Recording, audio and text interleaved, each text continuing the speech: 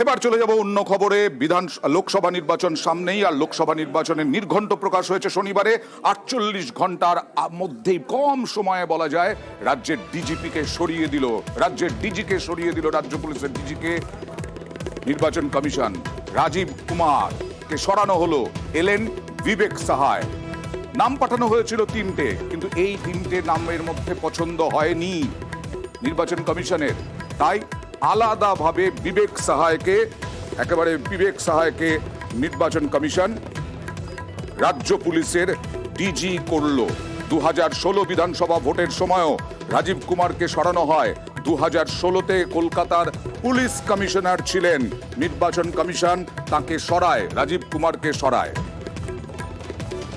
আর এই নিয়ে রাজনৈতিক তরজাল তুঙ্গে। দেখুন, জাতীয় নির্বাচন কমিশনের তরফ থেকে যে পদক্ষেপ দেখা গেল, তাতে আমরা এইটুকুই বলতে পারি আপাতত যে বিজেপি সবকটি এই ধরনের সংস্থাকে দখল করে নিজের স্বার্থে ব্যবহার করার যে প্রক্রিয়া বিজেপি নিয়েছে, তারই প্রতিফলন আমরা দেখতে পেয়েছি। বিজেপি একটা কেন, বিজেপি 100 কেন, বিজেপি যদি 1000 বদলও করে, বিজেপি যেন মনে রাখে মমতা বন্দ্যোপাধ্যায়ের সঙ্গে বাংলার মানুষ আছে।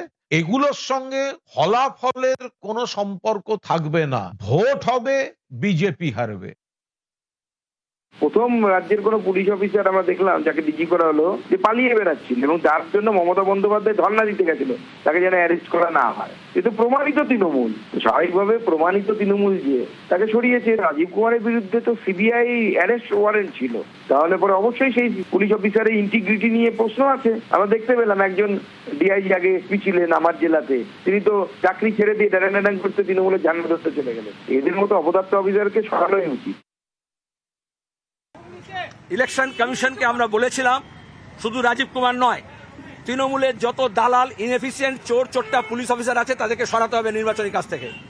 যারা আইএস অফিসার আছে, ডব্লিউবিসি অফিসার আছে, থানার আইসি হোক আর পুলিশ কমিশনার হোক, তাদেরকে সরাতে হবে। শুরু হয়েছে রাজীব কুমার দিয়ে, কারণ রাজীব কুমার বিখ্যাত হয়েছে সারদা কাণ্ডে সমস্ত চুরি জোচ্চুরি, পিসিআর ভাইপোর টাকা, সমস্ত ডায়েরি ও লোপাট করেছিল বিধাননগরের কমিশনার হিসেবে।